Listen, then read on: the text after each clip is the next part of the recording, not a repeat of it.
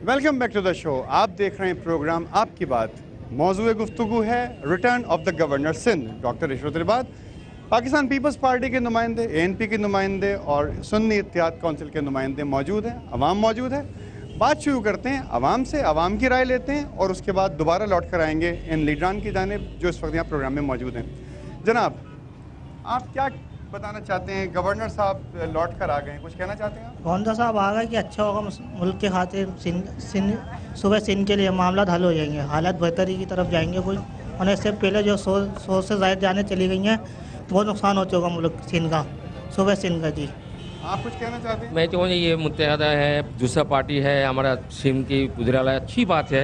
हम चाहिए सुकून कराची में, हम 2 रोटी का खा सकते, वही चाहिए हमें, और कुछ नहीं चाहिए हमें। सुकून चाहिए हमें, कोई भी पार्टी हो, हमें सुकून चाहिए बस, और कुछ नहीं चाहिए हमें। आपको सुकून चाहिए। आप कुछ कहना चाहते हैं?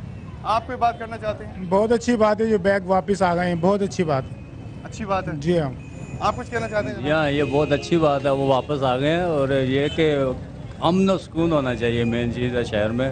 और बाकी चीज़ों पे जो एडजस्टमेंट कर लेते हैं। मेरी रिक्वेस्ट है मुतहदा से कि बाकी जो असम्बलीज में हैं वो वज़ीर वो भी आ जाएं, अच्छा, ताकि अमन और सुकून मेन चीज़ है ना, वो हमें।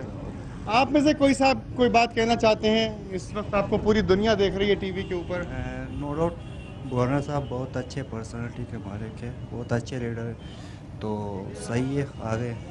और वाकई पीपल्स पार्टी की हुकूमत भी सही है कि वो सब पार्टियों को लेकर के साथ चलें। सब पार्टी में लेके चलें। आप कुछ कहना चाहते हाँ, मुफाहमत होनी चाहिए, मगर मुनाफा से हट के। हमारी कैद मोहतरमा बेनज़ीर भुट्टो ने जिस तरीके से पूरे पाकिस्तान में मुफाहमत की पॉलिसी दी है, यही ANP, यही मुत्तहदा कौमी मूवमेंट, यही तमाम जमातों में मुनाफकत नहीं होनी चाहिए, ख़ास मुफाहमत होनी चाहिए। और हम लोगों को तो यही सुकून चाहिए, तमाम जमातों को साथ लेके चलना चाहिए। सिर्फ 3 जमातों को मुफाहमत से काम नहीं चलेगा, तमाम जमातों को, जितनी कराची की जमातें हैं और जितने पूरे पाकिस्तान में जमातें हैं, पाकिस्तान मुस्लिम लीग नवाज़ है, तमाम जमातों को साथ लेके चलेंगे तो सुकून भी होगा। और हम लोगों को यही चाहिए, तमाम जमातों में मुफाहमत होनी चाहिए। ये हमारी कैद ने हमें सबक सिखाया है कि मुफाहमत। ठीक, आप कुछ कहना चाहते हैं? मैं यही कहना चाहता हूँ कि जितनी बातें हुई हैं यहाँ पर अब इस वक्त, ये सब इस पर अगर अमल पैरा हो तो ये इस मुल्क की जो 70% जो ये शहर एमनी देता है, इसमें सुकून आ जाए, बस ये हमारी है ना, ये ख्वाहिश है। अगर आप लोग ये सब चीज़ें कर सकते हैं तो प्लीज़ मेहरबानी करके इस जितने भी ये हालात हैं इसको कंट्रोल करें। रोज़ आए दिन कुछ ना कोई 1, 2, 4, 10, 12 ये इंसान जो कौन कंट्रोल करेगा? कौन कर सकता है? जमहूरी हुकूमत ही कर सकती है ना इस चीज़ को। कंट्रोल करेगा। तो ये अब ये प्लीज़ काइंडली जो ना ये पूरा पैगाम जो ना ये पहुँचा दे मेरा। ये आपका पैगाम लाइव जा रहा है। आप और कुछ कहना चाहते हैं? बस ये मैं कहना चाहता हूँ, बस ये बात है। ये आपने अवाम के तासुरात सुने। बात एक मरतबा फिर पीपल्स पार्टी शुरू करके फिर आपके पास मैं लौट कर आता हूँ। सवाल आपसे ये है कि सियासी तज्ज़ियाकारों का कहना है कि हुकूमत चाहे कितनी ही जमातों से इत्तेहाद कर ले, लेकिन MQM के बगैर उसके इक़्तिदार की गाड़ी नहीं चल सकती। देखिए जी, अभी अब आपने आवाम से भी कमेंट्स लिए और एक आपको न्यूट्रल राय मिल गई, क्योंकि ये तो किसी पार्टी को सपोर्ट करने के हवाले से अपना पॉइंट ऑफ व्यू नहीं दे रहे हैं। अमन और MQM लग रहा है चोली दामन का साथ है। अमन होगा तो MQM होगी, MQM होगी तो अमन होगा। तो आप देख लें कि इस सूबे के और ख़ास करके इस शहर का अमन पाकिस्तान पीपल्स पार्टी को बहुत अजीज़ है, और हुकूमत हम चाहते हैं कि खुश उसलूबी के साथ चले, और इस हवाले से अमन चाहिए और अमन के हवाले से MQM चाहिए। अच्छा, ठीक। बात करते हैं हाजी हनीफ तैयब साहब से। अब हाजी साहब, सवाल यहाँ पर यह आता है कि अवाम की बात की जाए तो यहाँ उसकी परफॉर्मेंस ना होने के बराबर है। मसाइल का पहाड़ दिन ब दिन बढ़ रहा है। आखिर अवाम को हुकूमत कब खुश करेगी? इसमें तो कोई शक नहीं कि आपने सुन लिया आवाम से कि आवाम तो सुकून चाहती है। और ज़ाहिर है कि हम देख रहे हैं कि मुसलसल कत्ल गारतगरी का सिलसिला जारी है। थोड़ा सा ब्रेक होता है, फिर इसके बाद किसी न किसी बहाने मुल्क के मुख्तलिफ हिस्सों में, सिर्फ कराची में नहीं, कोई न कोई कत्ल गारतगरी, फिर महंगाई, फिर लोड शेडिंग, फिर बेरोज़गारी, इस तरह से लोग यकीनन बहुत परेशान हैं। लोगों ने जब हमें हुकूमत में किसी को भी लाया है तो लोग एक्सपेक्ट भी बहुत करते हैं और उनको एक्सपेक्ट करने का हक भी है। आपने जितने लोगों की राय सुनी, सब ने चाहा कि मुफाहमत भी हो, सबसे मुफाहमत हो, सब चाहते हैं कि सुकून और इत्मीनान की दौलत उन्हें नसीब हो। सब ने इस तवक्को का इजहार भी किया कि गवर्नर साहब आ गए तो शायद कोई अल्लाह करे बेहतरी हो जाए। उनका पीरियड पिछला काफ़ी बेहतर गुजरा, हम दुआ करते हैं कि और भी ज़्यादा बेहतर गुजरे। लेकिन मैं ये महसूस करता हूँ कि कुछ इस अरसे में जल्दी में ऐसे मसाइल ज़रूर खड़े कर दिए गए हैं कि जिनकी वजह से फिर एक एक मसले को फिर सुलझाना पड़ेगा। मसलन कमिश्नरी का निज़ाम MQ उसको एक्सेप्ट करना चाहती है या नहीं, एक इशू है जिसको रिजॉल्व करना है। इसी तरह पुलिस का जो ऑर्डिनेंस था उसके बारे में भी अब राय ज़ेर बहस आएगी कि वो ठीक है या नहीं है।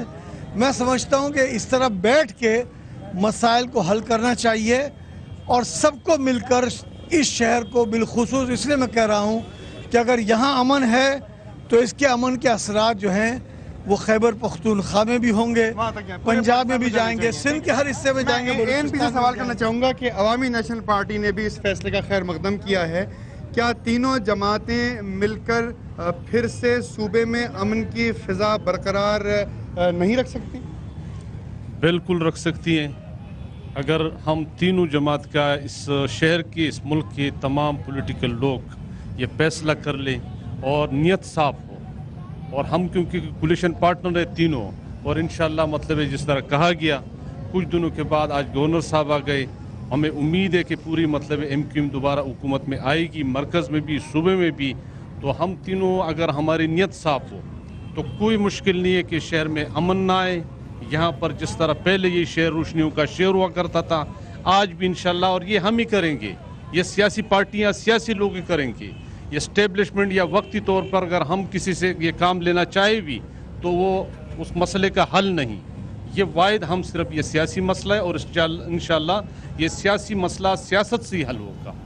लेकिन जिस तरह आई साहब ने आपको कहा कि MQM के जाने के बाद यहाँ पर बाकायदा मतलब एक आर्डिनेंस जारी हुआ, उस आर्डिनेंस के बाद बाकायदा कमिश्नरी निज़ाम या पुलिस का जो आर्डिनेंस को बाकायदा एक असम्बली से एक पास कराया गया और उसको बाकायदा उसकी आईनी शक्ल हो गई है।